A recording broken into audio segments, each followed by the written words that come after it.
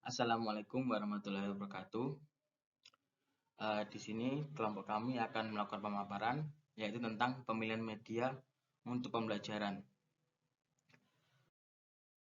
Anggota kelompok yang pertama yaitu Sherin Dian, kemudian Yogi Pratama, yang ketiga Aldi Dimas, kemudian saya sendiri Albidio Prasetyo, dan Jeffrey Duyanto. Baik, langsung saja untuk pembahasan pada pemaparan dari kelompok kami, yaitu yang pertama dasar pemilihan media, yang kedua prosedur pemilihan media, dan yang ketiga yaitu prinsip pemilihan media. Dasar pemilihan media. Media pembelajaran yang beraneka ragam jenisnya tentunya tidak akan digunakan sepenuhnya secara serentak dalam kegiatan pembelajaran. Namun, hanya beberapa saja. Untuk perlu dilakukan pemilihan media pembelajaran yang tepat, terdapat beberapa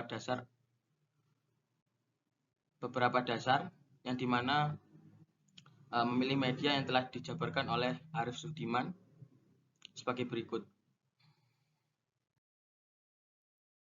Yang pertama yaitu demonstration.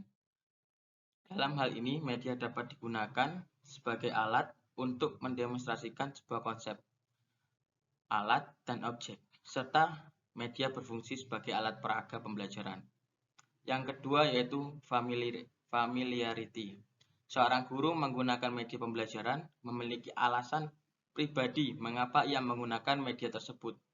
Seperti sudah menguasai media tersebut, sudah terbiasa dengan media yang ia gunakan. Jika menggunakan media lain, belum tentu dia bisa dan membutuhkan waktu untuk mempelajarinya.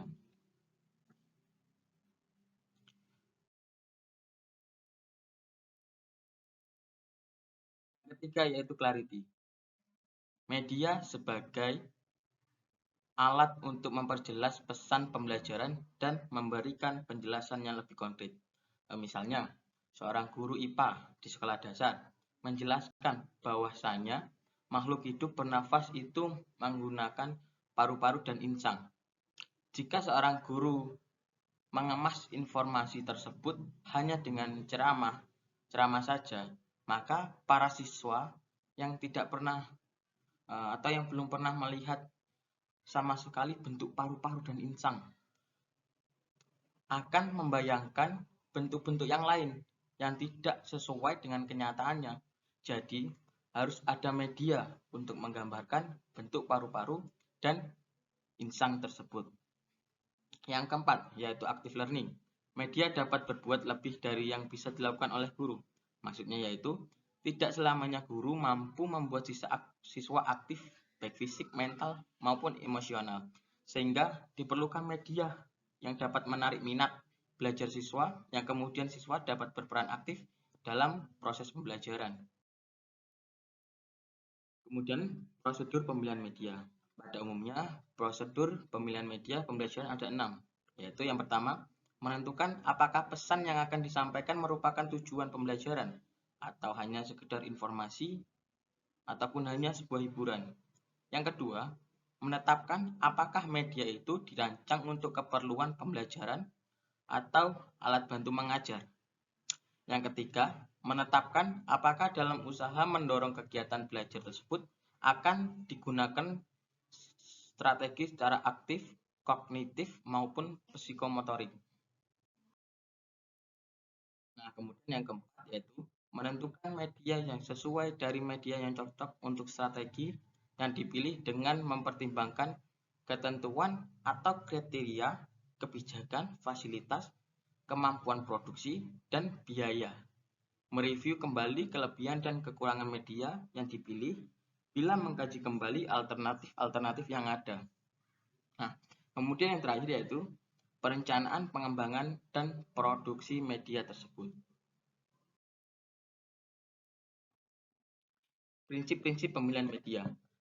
Dalam pemilihan media pembelajaran perlu adanya memerhatikan prinsip-prinsip dalam pemilihan media pembelajaran seperti: pertama, prinsip efektivitas dan efisiensi. Efektivitas merupakan sebuah keberhasilan dalam pencapaian tujuan pembelajaran. Media yang telah memenuhi kriteria efektivitas dan efisiensi meningkatkan motivasi belajar, pemahaman mengenai materi apa yang disampaikan atau diajarkan.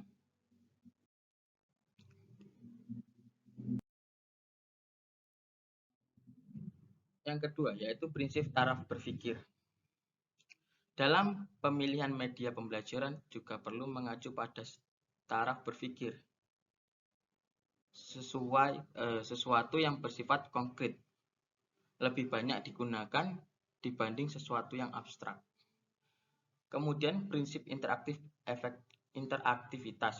Dalam prinsip ini juga harus memperhatikan seberapa banyak berinteraksi, semakin interaktif, semakin baik media pembelajaran.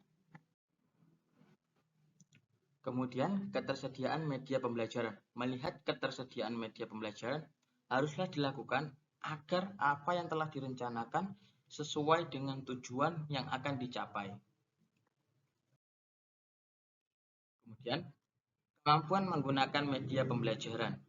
Media pembelajaran merupakan salah satu komponen dalam proses KBM atau kegiatan belajar mengajar. Oleh karenanya, penggunaan media pembelajaran haruslah disesuaikan dengan kemampuan yang dimiliki oleh seorang guru. Lalu, alokasi waktu. Pemilihan media pembelajaran harus sesuai dengan alokasi waktu yang telah ditentukan. Semakin efektif media yang digunakan, maka semakin baik pula proses pembelajaran yang sedang berlangsung. Kemudian kemampuan pemakaian media pembelajaran. Dalam pemilihan media pembelajaran haruslah berhati-hati. Jika tidak berhati-hati, dalam pemilihan media pembelajaran juga berakibat fatal pada lingkungan sekitar dan dapat mengganggu proses belajar mengajar.